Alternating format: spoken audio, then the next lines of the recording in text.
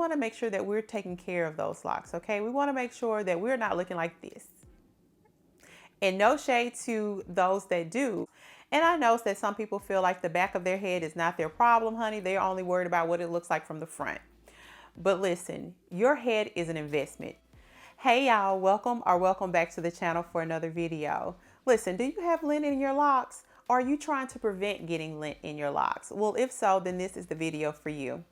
Now listen, if you think that I have a secret remedy for getting lint out of your locks, I am sorry to inform you that that is not the case.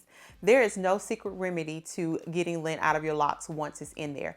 However, there are steps that we can take, or preventative measures that we can take to make sure that we don't get lint in our locks from the start. And that's what I'm going to share with you today. So if that's something that you're interested in, then make sure you stay tuned. Soften up the mess, drop it in the water, let the daughter find an image with the... Let me just start out by saying the best way to get lint out of your locks is to never get lint in your locks. Now, I know that's not probably what you came here for, but let me give you a few tips with how to prevent getting lint in your locks to start with, because that's where it starts. It starts with prevention. The first way to prevent getting lint in your locks is to make sure that you are wearing a head covering. I don't know about you, but honey, I lounge, okay? I love to lay on the couch. I love to lay across the bed, in the bed. Girl, I will get under the bed if I can get a little peace. But in doing so, you want to make sure that your hair is covered. And I know really no one likes to just walk around in a bonnet or a scarf all day. But the truth is, if that protects your hair from the friction and the lint that you will accumulate by laying around on the couch, girl, then so be it, girl. Put that do-rag on. Just take it off before you leave out the house, okay? At least leave it in the car if you're going to wear it outside.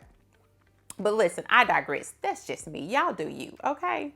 Now, speaking of bed, I know most people like natural fiber sheets, but cotton sheets can come at a cost when we're talking about your locks. They can leave lint in your hair. So what I would say is make sure that not only do you have some type of silk or satin covering on your head, but you also have a silk or satin type of pillowcase. That way, if you lay in your bed and you don't have a covering on, then your locks are still protected. Another thing that I like to do to prevent getting lint in my locks is doing some type of protective style. Girl, as you can tell, your girl has her little protective style going on now, because for me, a protective style includes keeping my hair off of my collar. So as you can tell, today I have a lock knot bob in. Now say that 3 times. But all it is taking your lock, you're folding them and wrapping them around themselves so that it creates this bob type length. Now, depending on the length of your hair, you can determine how long or short that you want your knot bob to be. But certainly I think it is a great protective style, especially for those that have really long hair. Now, I will say that if you have longer locks, then it could be a little heavy when we're talking about doing these knots. And not only heavy, but it could be bulky. It can get really bulky really quick when your locks are really long. But if you have medium length hair, I highly suggest that you try a lock knot bob. When it comes to the fall, honey, the pieces come out, okay? And with the pieces, in my opinion, comes extra length. So you want to make sure that you are doing your due diligence and making sure that your hair is not constantly rubbing up against that fabric and creating that type of friction where that lint from those fabrics are getting trapped into your locks. Because girl, let me just pause the video right now and say, once it's in there, it is in there. And unless you plan on picking those locks apart, I don't see how else you'll be able to get that lint out once it's embedded. So this is the reason these steps are really important, is because we want to take the necessary steps to prevent getting lint in our locks. It only takes a few extra steps out of your day to be able to protect your locks. Whether you are balling and you already had that money on hand, or you had to save or borrow to get your locks, girl, you had to come up with some money to get this installed unless you are a DIYer. And for those that can DIY your hair, baby, yes ma'am, kudos to you. But honey, I ain't that talented, you know, and most of us aren't. So if you are like me and others that fall into that category, we are protecting our investment, because these locks are definitely an investment. And even if you did DIY your locks, girl, think about the amount of time that you sat down and the work that you had to put into doing these locks. I'm throwing this out loosely, but to let that go to waste by ruining your locks to have all that lint in there, it's not necessary when we can protect our locks. So make sure that you are using your satin bonnet. You have a satin pillowcase or something along those lines. Those are just ways to start protecting your locks. Another thing that I would suggest is that you check your hair often. Check your hair for lint, debris, you know, all of the things, and just kind of pick those little pieces out as you see them. Because if you don't check it and you leave that stuff in there, that stuff begins to get embedded into your locks. And the truth is, once it's embedded, 9 times out of 10, it is not coming out.